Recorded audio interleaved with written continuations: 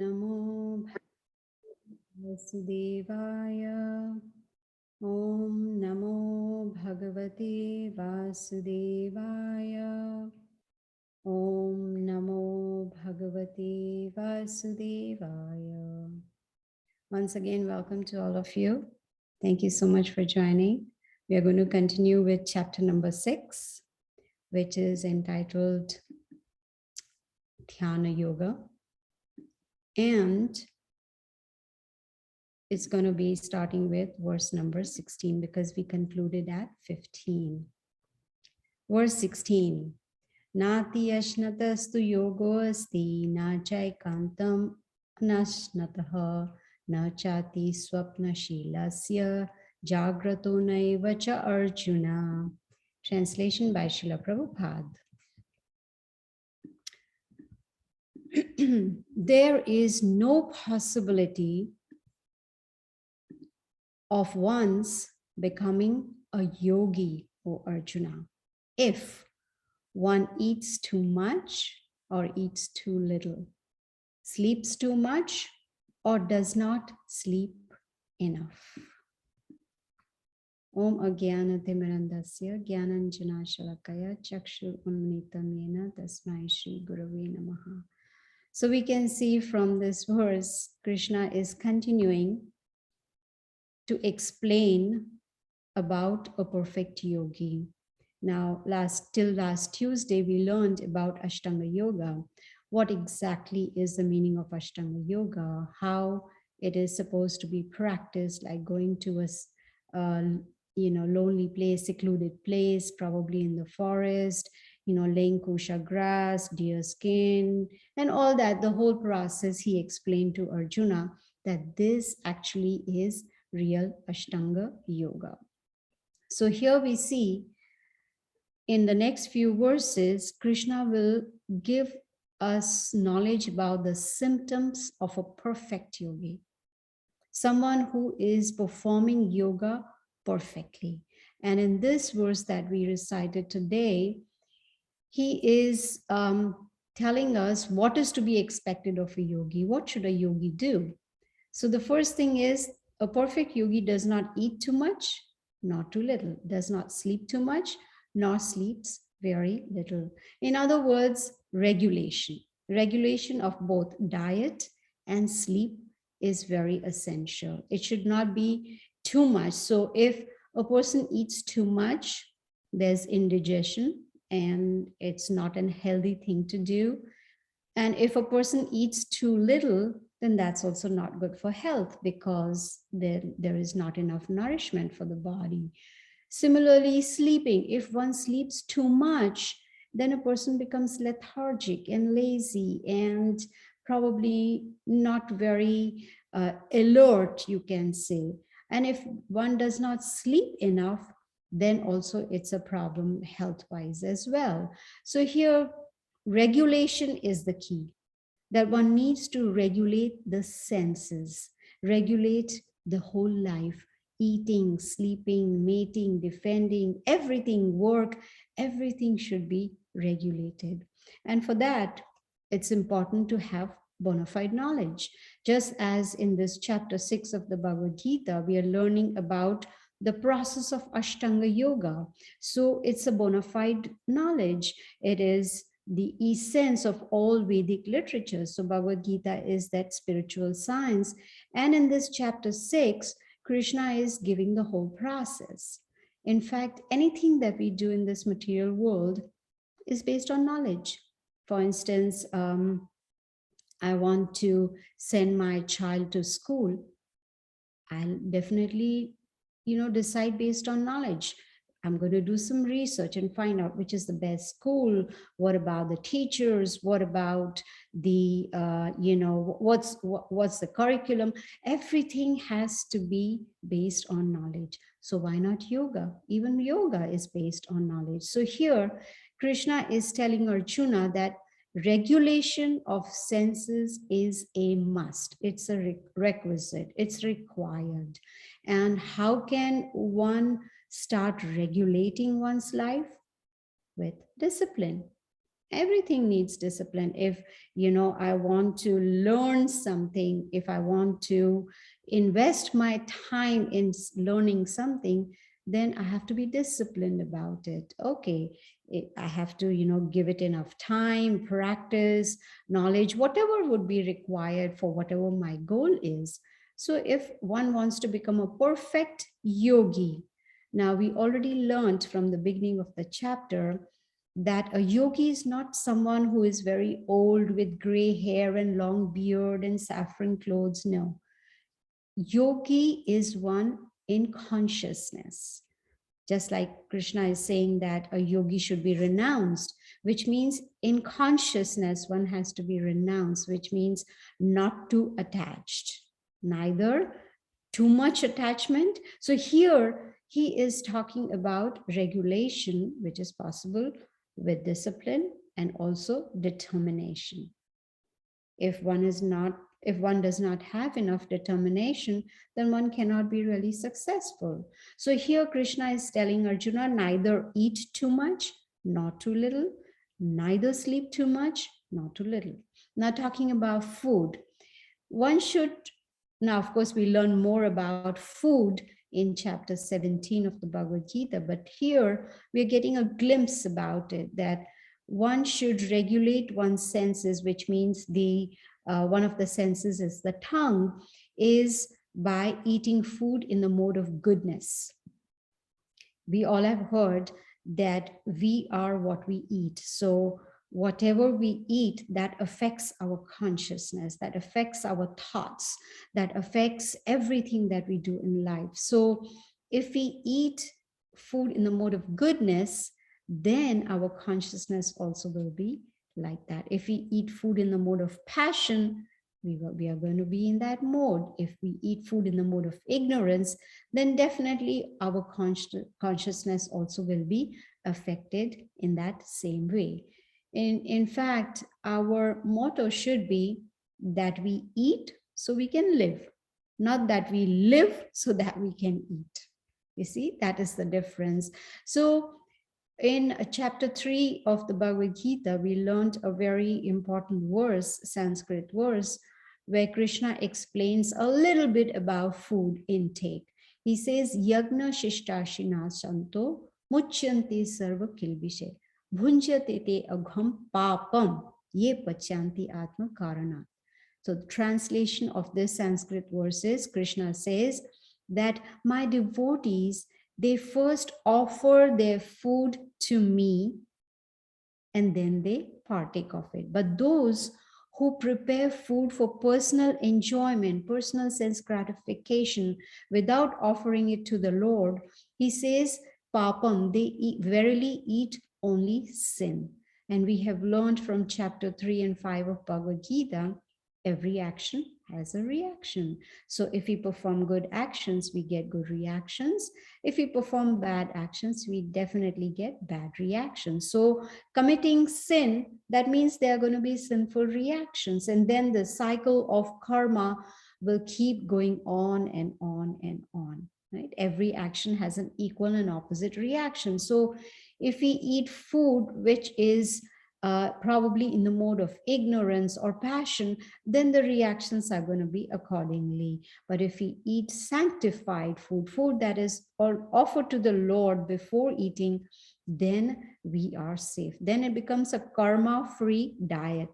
Then there are no reactions at all. So this is how we gradually learn from the Bhagavad Gita different things that can help us in improving our lives. So here, in this verse that we read today, Krishna is stressing or emphasizing this point on regulation.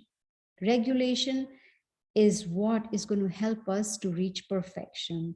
And the whole process is given to us in the Bhagavad Gita. So he's saying, if one wants to become a true yogi, bona fide yogi based on the scriptures, based on the instructions of the Supreme Lord, then that true yogi needs to regulate the senses. And once the senses are regulated, automatically there's going to be peace. Automatically a person will be happy. There will be no more moroseness.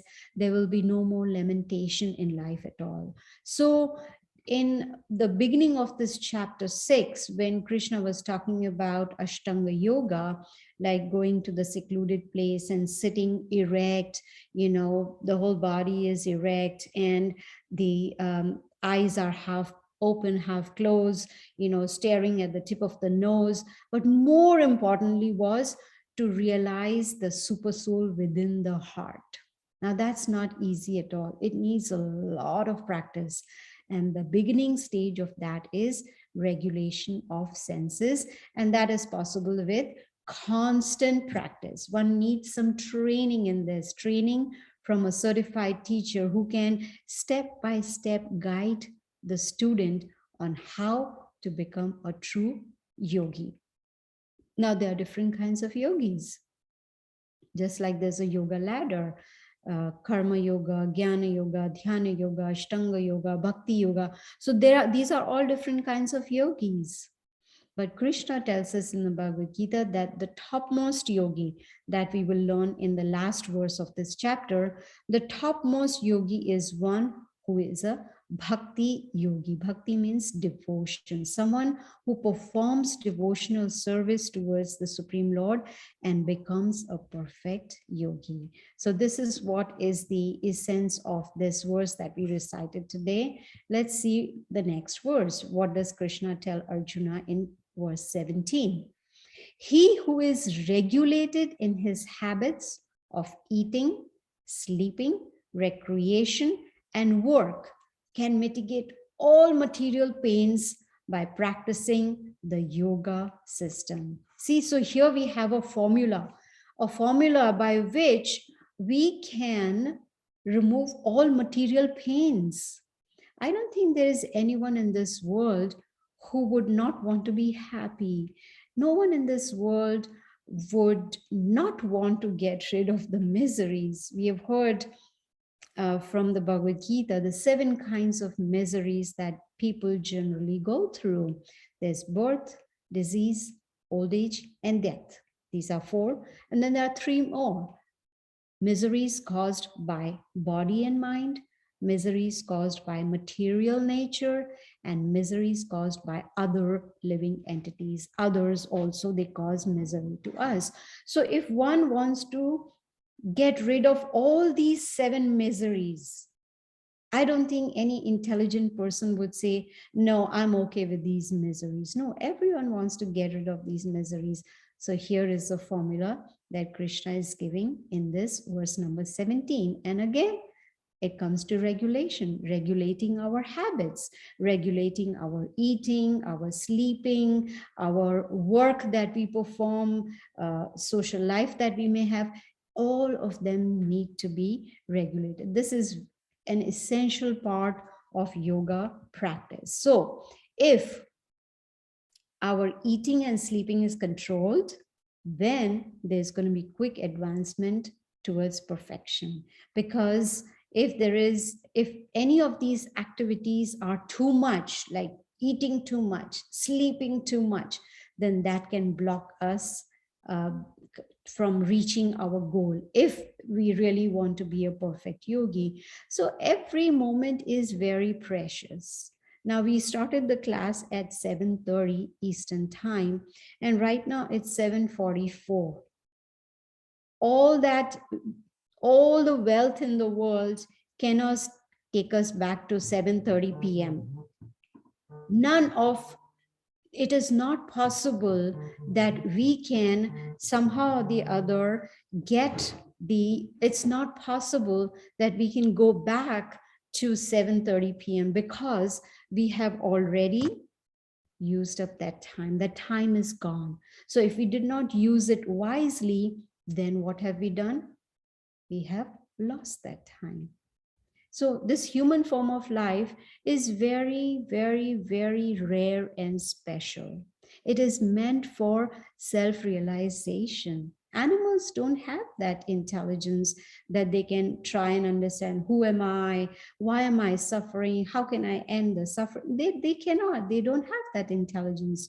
but we human beings do have. So it's important that we are very careful of this time, have value for time, use it very wisely. You know, the problem is that most people in this world, they are not afraid of, you know, the cycle of birth and death. They don't mind, you know, whether you know, why we are suffering. Oh, life is just for enjoying, eat, sleep, and be merry.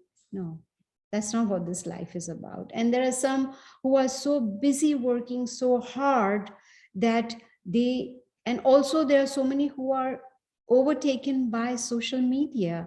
They are so much involved in that that they forget the purpose of human life. Purpose of human life is to end the cycle of misery. And of course, most of us, we keep making mistakes, but still we have this Bhagavad Gita with us from where we can learn. We can learn from our mistakes. Here, very clearly, it is explaining to us that human form of life is for perfection of yoga, to become a perfect yogi. And to do that, it is important to regulate the senses, right? Those who are in the mode of goodness, so there are three modes. Actually, there are four modes. So there is ignorance, passion, goodness, and pure goodness. These are the four modes. And if a person is operating in the mode of ignorance, or the consciousness is in that mode, then that person usually goes into depression. But those who are operating in the mode of passion, they generally start blaming others for everything. It's never their fault. It's always the fault of others. But those who are in the mode of goodness, if their consciousness is in that mode, then they learn from their mistakes. And what happens when they learn from their mistakes, then they are able to improve their whatever their mistakes are, and they don't want to repeat those. They learn. So, of course, when we go to chapter 14 of the Bhagavad Gita, we will learn a lot more about the modes of material nature, about all these three modes, that, you know, happiness also is in one of these three modes, sacrifice, austerities, faith, everything falls into these three different modes of material nature. And from that, we can learn how we can transcend these three modes of material nature and start operating in the mode of pure goodness. So in the very next verse, number 18, Krishna is telling Arjuna, when the yogi, by practice of yoga, disciplines his mental activities and becomes situated in transcendence, devoid of all material desires, he is said to be well established in yoga. So here we are getting some more knowledge about what is real yoga. Well established yogi. And that is possible only with the help of knowledge. It is not random. We cannot, there is no mental speculation involved in this. We learn from the Bhagavad Gita how to establish ourselves on that perfect stage. And that is possible with bhakti yoga, which means devotional service, which means we serve with devotion. Whom do we serve? We serve the Supreme Personality of Godhead. You know, it's not just the senses that need regulation, even mental activities need to be disciplined. You know, it's very difficult to control the mind. In fact, Arjuna tells Krishna that it is easy to control probably the wind, but it's very difficult to control the mind. And what does Krishna tell Arjuna? He says it is possible by constant practice and detachment. These are the two things required. So even the mental activities need to be disciplined. Now one may say, what does that mean? How can one discipline the mental activities? Very easy. We just need to take training and guidance from a bona fide teacher. Why? Because otherwise the mind can fool us. You know, we may be wanting to do something which is wrong, But the mind may say it's perfectly okay. And if our mind is not in control, if it's not operating on the basis of knowledge, bona fide knowledge, then the mind can really fool us. So to be able to control the mind and to control the senses properly, we need to give them higher engagement. Many times I give this example wherein, say, my child is eating mud or dirt or sand or whatever it may be. The only way that child can be moved from eating dirt, which is the lower taste, when the child is offered something higher, a higher taste, maybe a candy or a lollipop, then automatically the child is going to give up the lower taste and go for the higher taste. So same also applies for the mind. The mind needs higher taste. It needs some mental activities which are purifying. And according to the Bhagavad Gita, and in fact, the essence of the Vedic scriptures, they tell us that in this age of Kali Yuga, the best process to control the mind and senses is mantra meditation. Meditation is very important. In fact, the name of this chapter is Dhyana Yoga. This is a mental activity. Dhyan means meditation, but not a silent meditation, but a meditation with sound vibrations.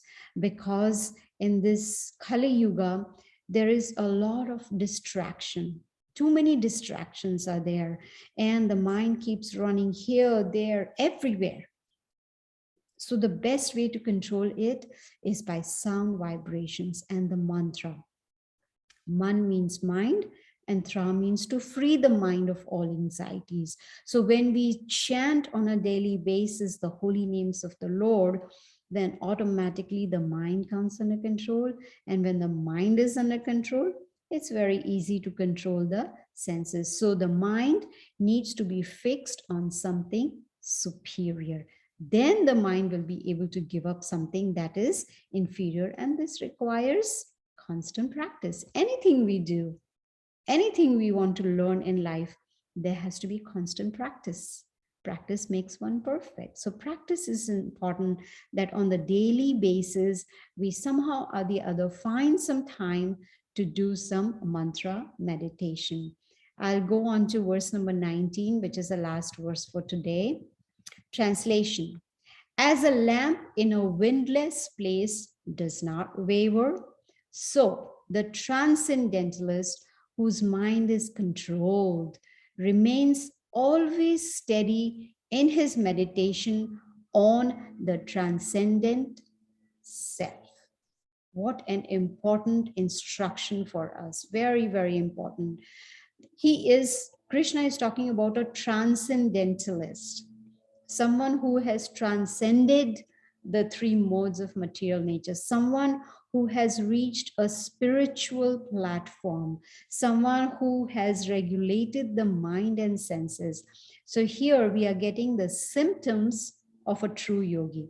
What are the symptoms? First of all, the mind is controlled. Very, very important. And second thing is always steady in meditation, which means always conscious of Krishna, always in meditation of Krishna. And this, of course, is a very high stage, and that requires training from a bona fide teacher. It requires hearing this knowledge. And after hearing, then we do the practicals, which means practice what we hear. So this meditation is also a kind of a practice for us to change our consciousness. If our consciousness is operating in the mode of ignorance, then try and bring it to the mode of goodness. If we are operating in the mode of passion, try and bring it to the mode of goodness. And once we have reached the mode of goodness, then we should try to transcend even goodness and come to the mode of pure goodness.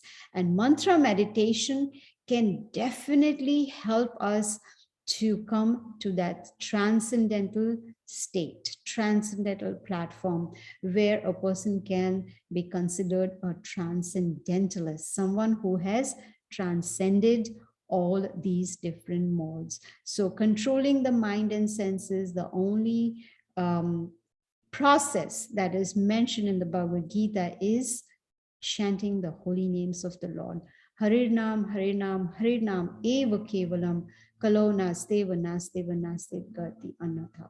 In this Kali Yuga, there is no other way, no other way, no other way except chanting, chanting, chanting the holy names of Lord Hari, that is Lord Krishna. So, by constant practice, discipline, determination, patience, tolerance, all these qualities can help one to regulate the senses. And once the senses are regulated, the mind will automatically become peaceful. Then, as Krishna is saying in this verse, last verse 19 of today, that that person then will always be steady in meditation. There will be no wavering at all.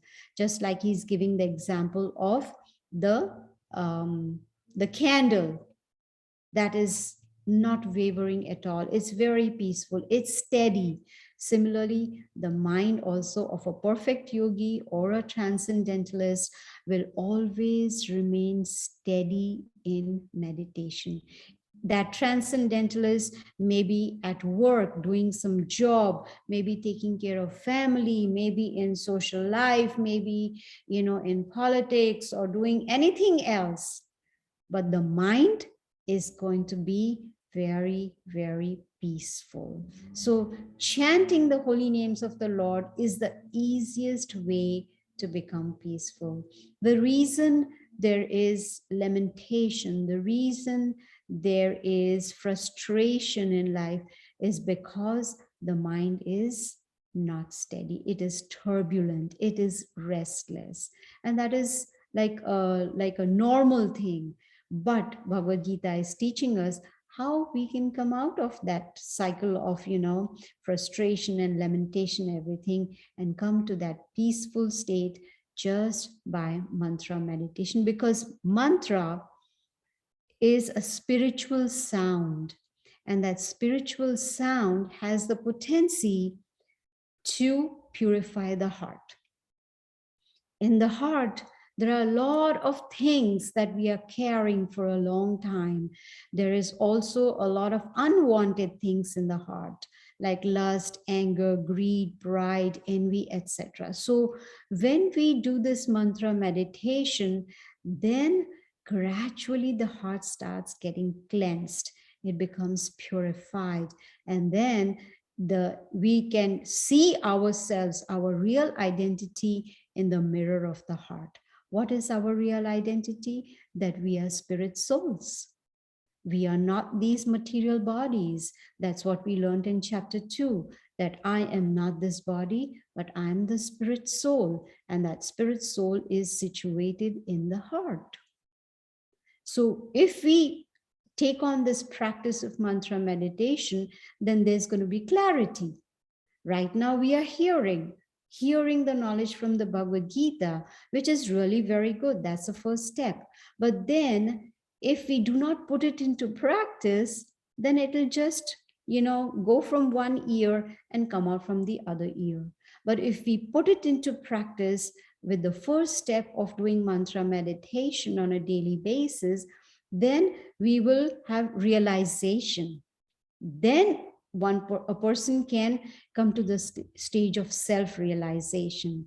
It is not an automatic thing. We need, when the Supreme Lord Krishna, he will see our endeavors that, yes, here is this person who is really trying hard to understand, why am I suffering? Who am I? What is the goal of human life? Where should I go from here? What after death? When all this inquiry is there, then that is the Brahma Bhuta Prasannatma stage. The stage starts. One starts on that path where one will reach a stage where a person will be so happy and peaceful by following this bhakti yoga process, that person will neither lament, will not be morose, will not be disturbed, but will be totally calm and peaceful.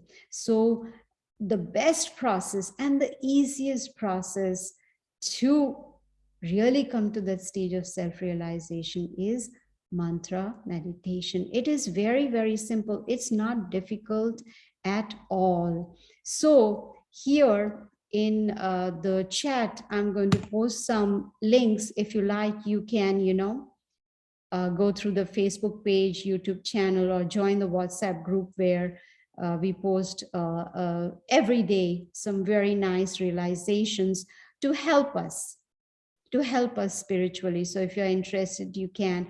But at the bottom of that, you can see that there is a mantra that is actually called the Maha Mantra, which can help us to really purify ourselves and become a perfect yogi. And that mantra is Hare Krishna, Krishna Krishna, Hare Hare, Hare Ram, Ram Ram, Hare Hare.